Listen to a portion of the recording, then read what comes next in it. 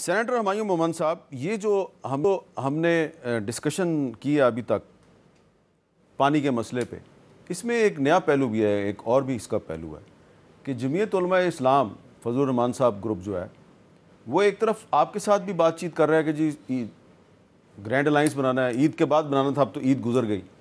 دوسری طرف جو آج مظاہرے ہوئے ہیں اس میں وہ پی ٹی آئی اور جی ڈی اے کے ساتھ جے یو آئی ایف کے کارکن بھی ان میں شامل تھے.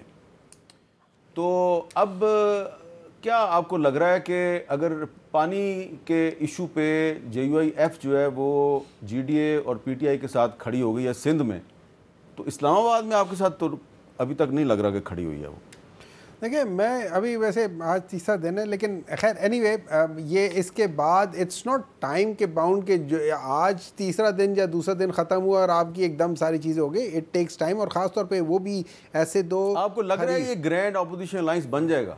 ہاں اس کا that's the natural course, that is the only natural course. اور میں آپ کو ایک بات بتا دیتا ہوں، اگر آپ دیکھیں جے یو آئی کو دیکھیں، سندھ بلوچستان میں انہوں نے سب سے زیادہ اپنے جو ریزرویشنز جو انہوں نے جو پٹیشنز فائل کی اگینسٹ دا سیٹس، بلوچستان میں 9 کیے، سندھ میں 6 کیے، کے پی میں 5 کیے ہیں.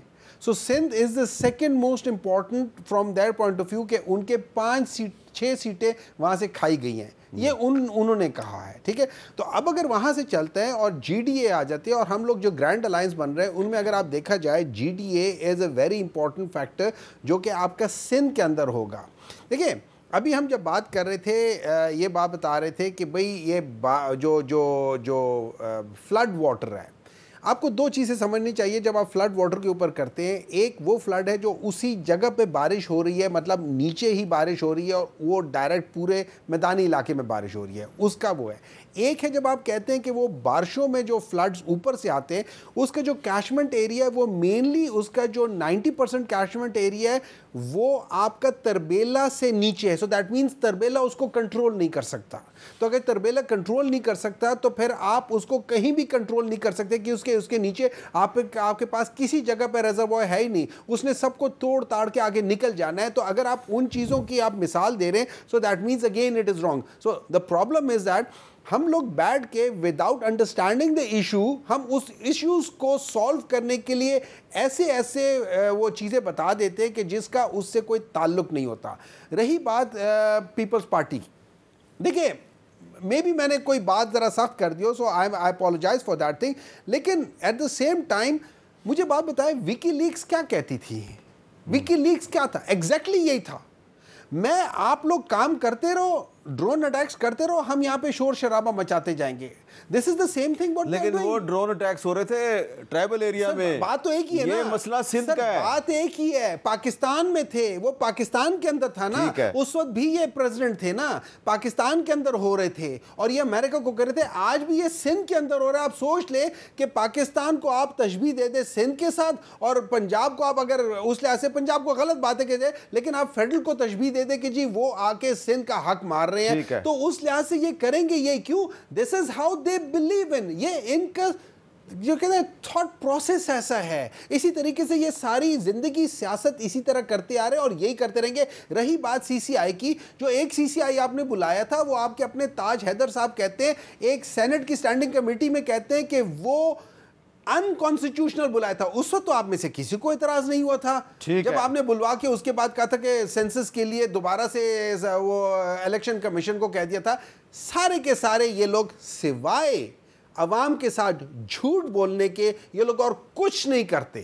اچھا، اب اس کا آخر میں جواب دے دیں سر. ہم نے کچھ اور بھی پولیٹیکل ایشوز ڈسکس کرنے ہیں. ناصر حسین شاہ صاحب، یہ مسئلہ جو ہے آپ کا بھی تو مشترکہ مفادات کونسل کا جو اجلاس بلانا ہے، تو اس کے لیے سندھ کو باقاعدہ ایک کمپلینٹ کرنی ہوگی. وہ کمپلینٹ کیا آپ نے فائل کر دی ہے؟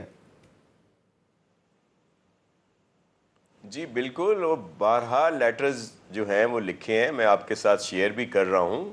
اور آپ دیکھیں کہ سی ایم صاحب نے کتنے لیٹرز جو ہیں وہ لکھے ہیں پرائم منسٹر صاحب کو اور فیڈرل گورنمنٹ کو اس کے خلاف.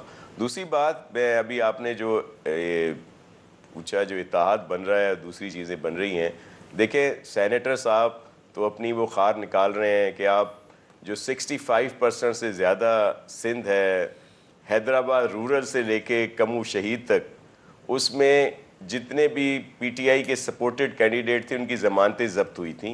एक भी केस पीटीआई के उन सपोर्टर्स का अपनी इलेक्शन पिटीशन में नहीं है। दूसरी बात ये है, ये जो इत्तेहाद हो रहा है मौलाना साहब का और पीटीआई का, मैं तो उस दिन का इंतज़ार कर रहा हूँ जिस दिन ये एहतजाज होगा। आप भी ज़रूर उस पर नज़र रखिएगा, क्योंकि सबसे ज़्यादा सीटें तो मौलाना साहब की केपी में और इनके उसमें जिस पे वो ब्लेम धरते हैं, तो वहाँ पे एक तरफ तो पीटीआई नारे लगा रही होगी पीएमएलएन और पीपल्स पार्टी और दीगर के ख़िलाफ़, वहीं पे मौलाना साहब जो है मे बी पीपल्स पार्टी के ख़िलाफ़ भी लगा रहे हों, लेकिन सबसे ज़्यादा नारे तो उनके पीटीआई के ख़िलाफ़ होंगे कि जी हमारी सीटें इन्होंने ले ली, धांधली कर ली। तो ये मौका देखने वाला होगा जब ये मिल के एहतजाज करेंगे। अच्छा, तो अकील मलिक साहब, अब अगर पीपल्स पार्टी और मुस्लिम लीग नून जो है वो ये नहरों के पानी के मसले पे अपने अपने मौक़िफ़ पे डटे हुए हैं, तो फ़ायदा तो फिर इनको होगा ना पीटीआई को। नहीं, देखिए यहाँ पे आपने मीर साहब कहा कि काउंसिल ऑफ कॉमन इंटरेस्ट का जो है, बिल्कुल मैं लेटेस्ट देखूँगा तो हो जाना चाहिए। और वैसे भी मेरे ख्याल से जितने इंपॉर्टेंट पीपल्स पार्टी वाले हमारे इत्तेहादी हैं, इनकी रिजर्वेशंस हम बिल्कुल ज़रूर दूर करेंगे, इसमें कोई दो राय नहीं है। ये अफ़ाम व तफ़हीम से ही तमाम तर मामला जो है हल होना चाहिए, और वाक़तन ये भी अपना मौक़िफ़ जो है काउंसिल ऑफ कॉमन इंटरेस्ट में रखें ताकि फेडरेशन का भी एक मौक़िफ़ आ जाए और उसमें जो एक बेस्ट पॉसिबल सोल्यूशन है, जो किसी सूबे का हक़ मारे बग़ैर या हक़ सलब किए बग़ैर जो है आगे जो पेशरफ्त होनी है अफ़ाम व तफ़हीम से, वो कम अज़ कम हो जाए। अच्छा, एक इशू रह गया वैसे जी, मैं ज़रा ज़्यादा डिटेल में नहीं जाना चाह रहा। ये जो 8 जुलाई 2024 की जिस मीटिंग का आपने जिक्र किया, जिसमें आप कह रहे हैं प्रेसिडेंट साहब ने सदारत की, उसके मीटिंग मिनट्स जो हैं वो किसने लीक किए? मीटिंग मिनट्स के बारे में चीफ मिनिस्टर सिंध मुराद अली शाह साहब कहते हैं जी कि मीटिंग मिनट्स में ये कहा गया है जी कि प्रेसिडेंट साहब ने इन नहरों की मंजूरी दी, ये झूठ है, हम इसको मुस्तरद करते हैं। और उसके बाद मेरे सोर्सेज ये कह रहे हैं कि ministry of planning and development जो है उसने भी ये कन्वे किया है कि मीटिंग मिनट्स में वाकई कोई गड़बड़ है। ये क्या चक्कर चल रहा है? देखिए, ये तो सामने आएंगे मिनट्स ऑफ द मीटिंग तो बात हो सकती है, बिकॉज मैं इतनी डीपर उसकी अप्रिसिएशन नहीं है मेरी। नहीं, देखिए ना, आपको मैं इसलिए बता रहा हूँ कि आप वकील भी है ना जी। तो ये प्रेसिडेंट साहब का जो ट्विटर अकाउंट है वहाँ से ट्वीट भी हो जाती है, फिर वो उसको डिसोन भी करते हैं, फिर मीटिंग मिनट्स जो है उसमें भी बात आ जाती है, वो उसको भी डिसोन कर देते हैं। ये चक्कर चल क्या रहा है? देखिए, मेरे ख्याल से बेहतर ये तमाम तर इस मामले का जो हल है वो काउंसिल ऑफ कॉमन इंटरेस्ट का इजलास है, और वो जो है इंशाल्लाह जल्द ही बुला लिया जाएगा। अगर इन्होंने फॉर्मली, देखिए कोई सूबा भी है वो फॉर्मली उसका जो चीफ मिनिस्टर है वो लिख भी सकता है, वो कह सकता है कि बुलाएं। अगर 12 दफ़ा वाकई तन जिस तरह शाह साहब ने जिक्र किया कि लिखा है, तो मैं समझता हूँ कि जल्द वो बुला लिया जाएगा, उसमें कोई ऐसी कबाहत नहीं है। काउंसिल ऑफ कॉमन इंटरेस्ट का इन एनी केस जो इजलास है हर 90 दिन बाद जो है वो बुलाना मकसूद होता है, और उसको बुलाना भी चाहिए, क्योंकि उसकी जो कॉम्पोजिशन है वो तो विदिन 30 डेज़ करनी होती है, जो वज़ीर आज़म साहब ने कर दी। और उसमें अगर ऐसी कोई रिजर्वेशन है कि सिंध से कोई मेंबर होना चाहिए, तो मेरे ख्याल से उस पर भी बात हो सकती है।